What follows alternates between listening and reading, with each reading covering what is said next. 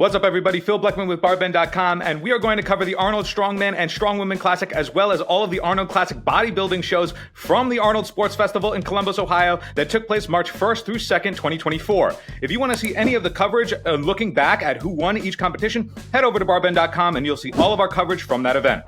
The 2024 Arnold Sports Festival in Columbus, Ohio features competitive strongman and strongwomen competition.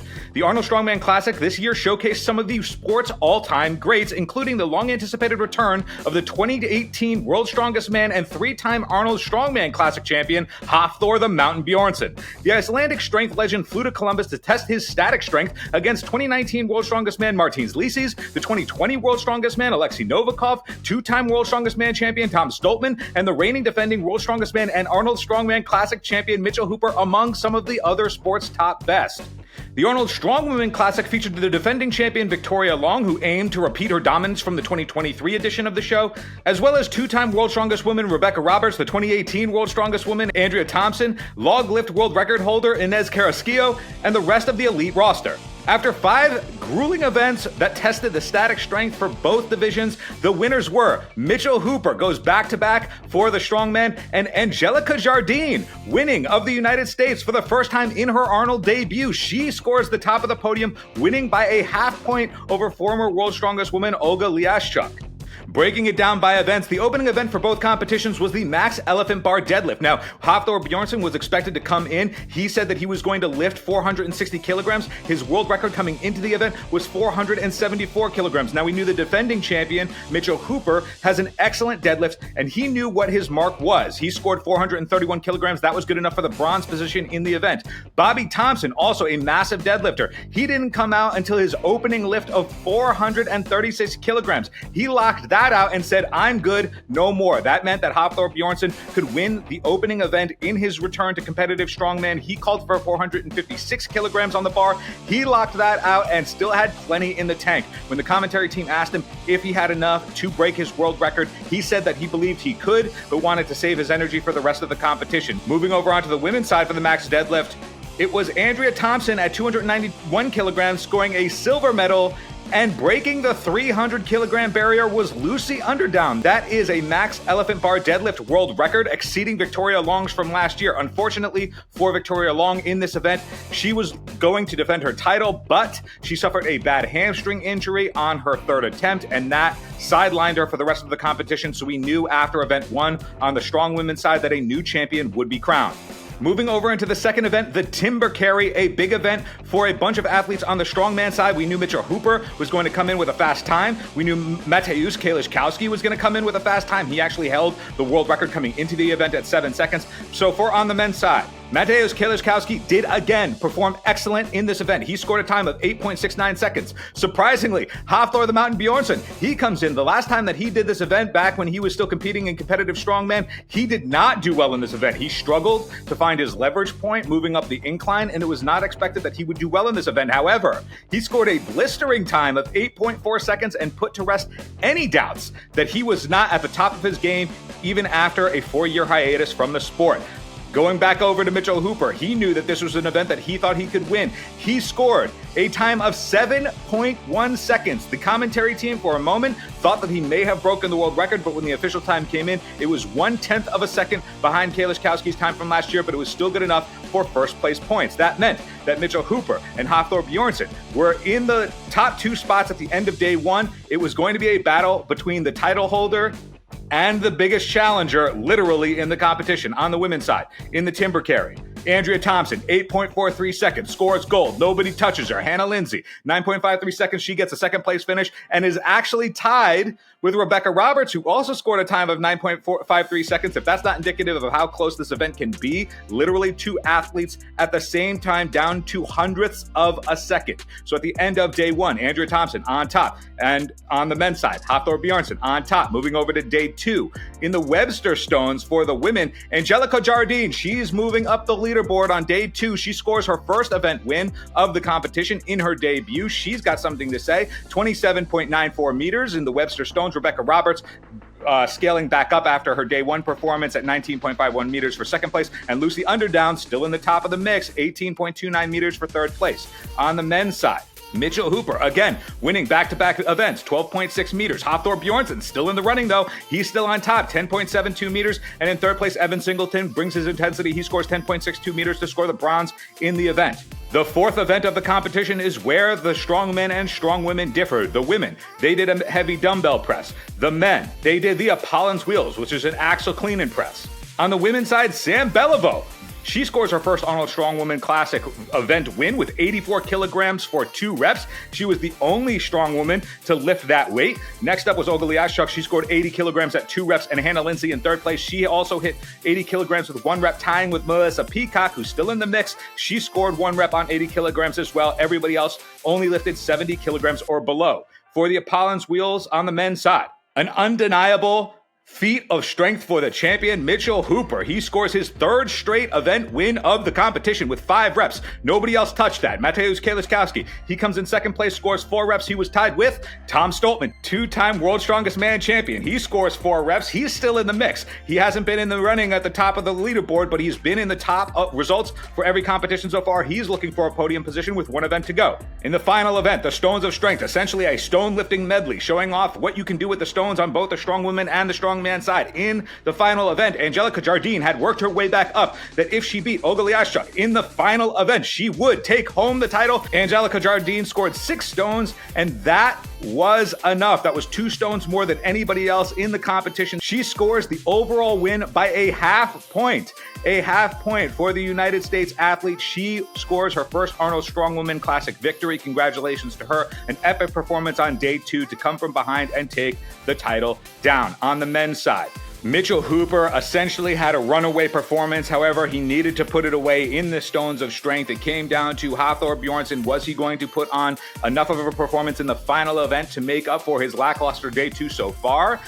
No, it was not to be done. Hafthor Bjornsson could not lift the first stone, which essentially was a block press of a heavy stone. He could not do it. He got no lift. He, along with the majority of the strongman field, could not get past implement number 1. Mitchell Hooper, however, he got through the first one. He then loaded a stone over the bar for the second one. He called out Arnold Schwarzenegger to come to the stage to watch him lift 1 more. Although he couldn't lift the 3rd stone, 2 stones in a time of 19.15 seconds was still enough to secure the crown and the overall title. Mateusz Kaliskowski, still in the mix at the top of all of these elite events. He scores 2nd place overall. He was the only athlete to get past the 2nd stone on the final event. He scored 5 stones. Tom Stoltman, he got 3rd place in the event as the only other athlete to score 2 stones, and that was enough to secure the bronze position over Hafthor Bjornsson on the podium. So Tom Stoltman gets that 3rd place finish behind Mateusz Kaliskowski in 2nd and Mitchell Hooper in 1st, who goes back-to-back at the Arnold Strongman Classic. All this is to say that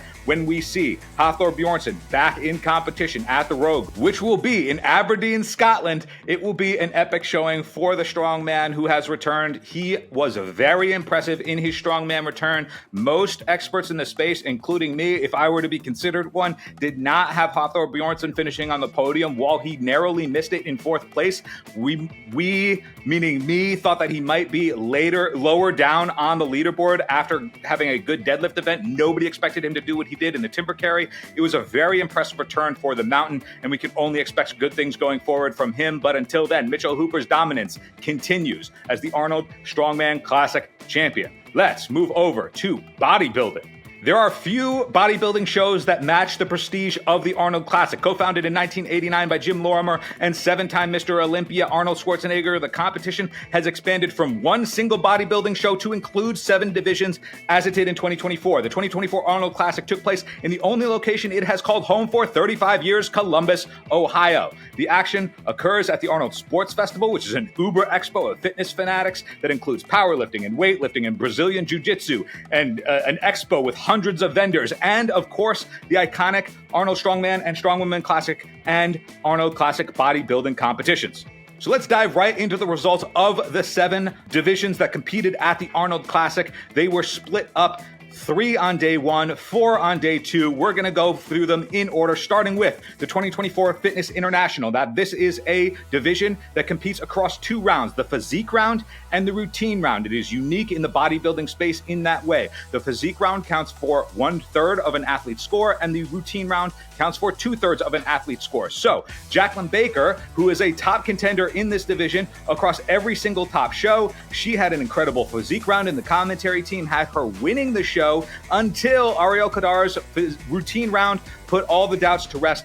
Ariel Khadr, she goes for the three-peat in Columbus, scores the $25,000 check, and the routine round coming in big for Ariel Khadr, who is dominant in Columbus. Moving over to the wellness division, this was the time where we were going to see a rematch from the Olympia. It was Francielle Mattos versus Isabel Nunez. Again, they were so narrowly close. At the 2023 Olympia, they were split by 1 point. Mattos, of course, getting the win. She's a 3-time Wellness Olympia champion, the only champion in that division since its inception. But Nunez has been right on her heels from the get-go. And Nunez, the defending champion, she comes in, and it was as narrow as it could be once again. But Mattos getting the nod from the judges and the $10,000 check. Mattos on top. Nunez in second, and Sandra Colorado Alcal in fourth for the $4,000 check. But Mattos continues her dominance in the wellness division. We can only expect that going forward in the Olympia. Somebody is going to have to take it from her, because as of right now, Mattos is the standard in wellness. Moving over to the Arnold Classic Physique competition, this division has been dominated by Chris Bumstead for the last half-decade. The guy has been on top of the Olympia every year. It's the only competition he's competed in. But right on his heels has been Ramon Roca. Now, Ramon Dino has been the contender for Bumstead for the last 2 years. He's been the runner-up at the Olympia. He's the defending Arnold Classic champion, and it is seen that at some point, Ramon might be able to take Bumstead down. That day has not come yet, but it was anticipated that he would defend here in Columbus. But a massive upset, if you can call it that, given what the physiques look like on stage. Wesley Vissers, he comes down, he scores the upset win over Ramon in a head-to-head call-out that could see it going either way. Now, this was an upset from the commentary team's point of view. They thought Ramon's physique just flows so beautifully. He's got an incredibly tight waist, but it was Vissers who came in as the larger athlete this time around. He scores the $60,000 check and puts himself right into the mix at the top of the division, going into the Olympia later this year against Bumstead, against Ramon, and of course against Earls Kalasinski, who scored 3rd place here at the Arnold for the $20,000 check. So it's Vissers, then Ramon, then Urs, and we will see them all compete against Bumstead at the 2024 Olympia. Also, notably, right off of the podium in 4th place position, Breon Ansley hasn't lost a step. He's still at the top of the division with those guys. He's going to also have to work on what he can do to face the taller, larger athletes in the division that he is competing against. Moving over to the 2024 Bikini International contest, it was Lauralie Chapados coming in as the 2-time defending champion. She had something to say about where she stands in the bikini division after coming out of the 2023 Olympia. And it was indeed a battle between her and Amy Delgado in the final callouts. It was a very close show. Amy Delgado had an incredible 2023 season, winning multiple pro shows, but at the end of the day, narrowly beating Amy Delgado by 1 point was in fact Chapados, who went back to back to back. Congratulations to the 3-peat champion at the Arnold Classic. Moving over into men's physique. Again, this was an incredibly tight battle between a lot of athletes, but it was a Brazilian finish at the end. Diogo Montenegro, he went up against Vinicius Mateus Vieira Lima in the final. It was those two guys in the middle of the final call-out, bookended by Vitor Chavez and Chiron Holden. Those were your top 4 in order, but it was Diogo Montenegro who took the title down due to an incredibly dense musculature that had the commentary team asking why he wasn't moving into classic physique with his size. But Diogo Montenegro, very impressive physique. He takes down the Arnold Classic men's physique title for the first time in his career. In the Arnold Classic wheelchair division, it has been dominated by exactly one man, and that is Harold Kelly. For the last 6 years, he has been the Arnold Classic wheelchair champion. He comes in, he looks great. However, the judges are not favorable to him this year. He drops all the way down to 4th place. That might have been the most shocking outcome thus far of the Arnold Classic outside of Wesley Vissers' upset over Ramon. That meant that Gabriel Andrulli was expected to take the title, as he is a former Arnold Classic wheelchair champion down, but he got 2nd place. And in a huge turn of events, Rajesh John, in his debut, wins the Arnold Classic title. A very impressive physique from him. The athlete from India scores his first Arnold Classic wheelchair title, and we will see more of him in the major events as we go forward because he just mixed up that division significantly with his win. Moving over to the final contest, the Arnold Classic, the Men's Open. We knew coming into the event that it was going to be Samson Dauda, the defending champion, versus 2022 Mr. Olympia champion Hadi Choopan. Both of these guys finished in the second place for Choopan and third place for Dauda at the 2023 Olympia behind Derek Lunsford. It was a question of, could Samson Dauda defend his title and show that he is the number one contender for Lunsford going into the 2024 Olympia? That was not to be, however, as Choopan's conditioning is just unparalleled in the division. Choopan takes the title down of the Arnold Classic champion. Dauda comes in second place, although it was tight and you could have seen it go either way because of Dauda's size. He is a dominant force on stage, just booming muscle mass over the rest of the division.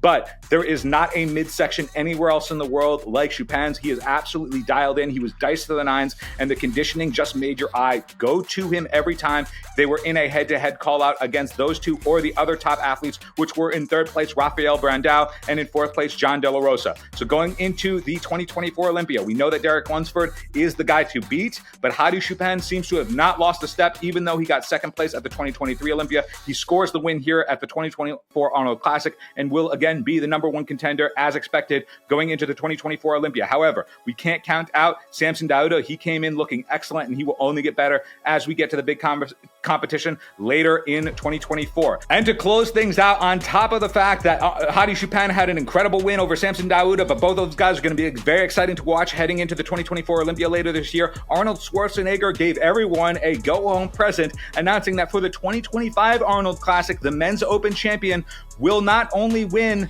the coveted title, but in 2025, the prize purse will go from $300,000 to the winner to $500,000 for the winner. A $200,000 prize purse jump to the Men's Open champion at the Arnold Classic. So Hadi Choopan takes down the title of 2024. He gets $300,000 in the bank. But next year, if he defends the title in 2025, he will be awarded $500,000. That is the largest prize purse in bodybuilding. The Olympia awards $400,000 to the Men's Open champion. Arnold Schwarzenegger laying down the stakes. He's saying that the Arnold Classic in 2025 will have a winning prize purse of $500,000. So there you have it. That's the 2024 Arnold Classic for both the Strongman, Strongwomen, and the bodybuilding divisions. I'm Phil Bleckman for Barbend.com. Thank you for watching our coverage all weekend, and we will catch you next time.